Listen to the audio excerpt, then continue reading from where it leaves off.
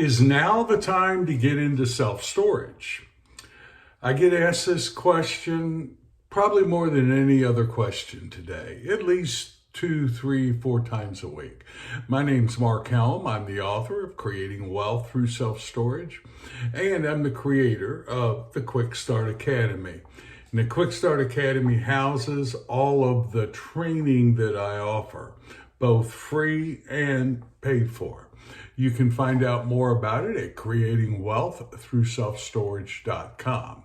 And what I do is I support small investors who want to get in the self-storage business or who want to grow their self-storage business, do so in a strategic way that creates true wealth and a fulfilling career.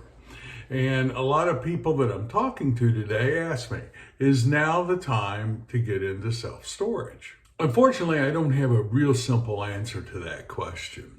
Now, I have my opinions, and my opinion is based on my experiences in the self-storage space, my experiences as a developer, my experiences in commercial real estate. There's also probably a lot of other factors involved in my opinion, like my family of origin, my tolerance for risk, who knows, maybe even past lives. The point is, I don't know everything that goes into making up my opinion. Yet, I find myself in the position where people are paying me money and ask me that question, and I feel obliged to give them an answer. So here's the answer. It depends. It depends on what? Well, it depends on the deal, really. Now, in today's world, it's never been more important than before you go out and start putting property under contract and start looking at property and engaging a lot of people to help you and support you. It's really critical that you know what corner of the self-storage market you're going to dominate, you're going to own. Are you going to be a developer? Are you going to be someone who expands and converts? Are you going to be owning large facilities, small facilities? It's really critical that you stake out your corner of the self-storage space first. And then I can tell you whether I think getting in the self-storage business is right for you. That's the first thing I do when I'm working with, before we ever analyze a deal. So if you're new to the storage space, you have never been in or around a lot of real estate, you have no construction experience, and you're using other people's money, and you analyze some deals, can't seem to make them work, can't figure out how to do it, so you've decided you want to build and you want to build big, and you're going to syndicate these deals.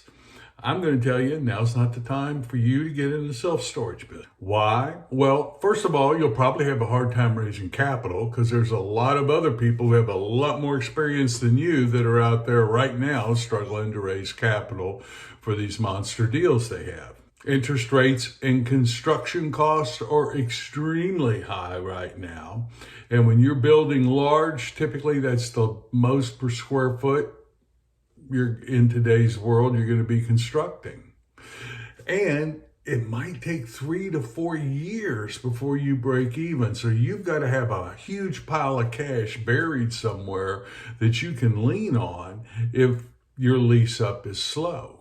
Also, if you're bound and determined to buy big and buy new, either right now on the market or very soon coming, there's going to be a lot of brand new constructed large space that's going to have to be sold. Why?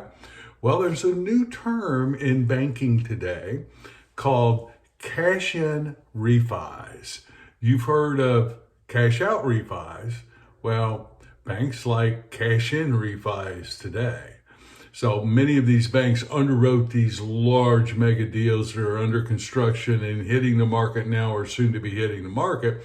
And when they underwrote them, future cap rates were 5%, interest rates were 4%. Today, the numbers don't pencil out. The developers have to put cash in the deal to keep the financing in place. And either the developer or the bank's going to say, sell the project. You're seeing a lot of them on the market today. do that. Don't build. Look for those deals. Now, if your corner of the market, let's say, is expansions and conversions, I'm real bullish on that right now. You could make a living buying mom and pop properties, expanding them, creating value, and then either cash out, refinance those, and do your next deal, keep them, or sell them. Same thing with conversions. Now you got to hunt for them. They're a little harder to find than they were a few years ago, but there is a lot of property still out there. Why? Well, the majority of self-storage today, even though there's been a lot of consolidation in the self-storage space with the REITs owning a larger and larger percent, still the vast majority of self-storage facilities are out there are mom and pop facilities. They only have one or two, and what has those go to the market very often are a change in the life circumstance. It doesn't deal with interest rates, cap rates, cash in refis, demands from the bank. It has to deal with something going on in their life. Those deals are out there. There's a number of them. You can find them, and we've done real well with those. Also, vacant buildings that you convert to self-storage, usually the lowest cost per square foot in terms of adding space to a particular market. In every deal, you want to make sure that your submarket's healthy. We're not going to talk about that in this episode. There's a lot of episodes I have that do. But no matter what you're doing, make sure there's demand for your product and your submarket's healthy and the numbers look good. Some population growth, income, etc. I'm real bullish on those opportunities today. If you came to me and said, this is like how I want to get in, I would say, now's a good time. Let's go for it. Small new construction, 20,000 to 45,000 square feet. I'm bullish on that too. It's harder to make the numbers pencil than it was a few years ago, but there's still a lot of markets where we can construct, even with the higher interest rates and higher construction costs.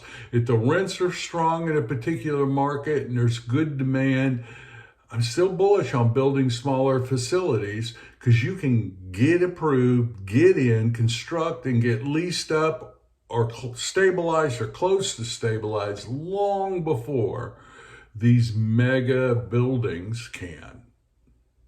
It's almost like guerrilla warfare. You get in there, build, get it leased up, and get out. While these big mammoth buildings take a year or more to construct and 2 to 3 years to get the stabilization. With a smaller facility, you can get in and out. I like those today. They don't always work, but if you're looking in strong trade areas, they work. I'm seeing them and doing them. When the economy's uncertain, speed to profitability, speed to break even is critical. So, is now a good time to get into self-storage business? Well, it depends. It depends on you, your strengths, what corner of the market you're going for, what the trade area looks like, and ultimately what the deal looks like. However, if you can figure a way to get into self-storage business when everyone else thinks it's hard, when everyone else is backing off, that is when the opportunity to create a lot of value and a lot of wealth presents itself. So if you can carve out your corner of the self-storage space and you can get in the self-storage business today, I think you'll be very happy. Just be smart, have a strategy, know your numbers, be willing to pivot as real data comes in, and you'll do just fine. Thank you. My name's Mark Helm. I'm the author of Creating Wealth Through Self-Storage, and I'm the creator of the Storage World Analyzer. That's the financial analysis tool we use as we're looking at the opportunities today to get in the market. Yes, we use Excel some, but we always use the analyzer. It creates phenomenal reports, good for partners, good for investors. If you're not using it, look at storageworldanalyzer.com or go to Creating Wealth Through Self-Storage and click, among other things, the Storage World Analyzer tab. Thank you very much, and I look forward to being with you next week.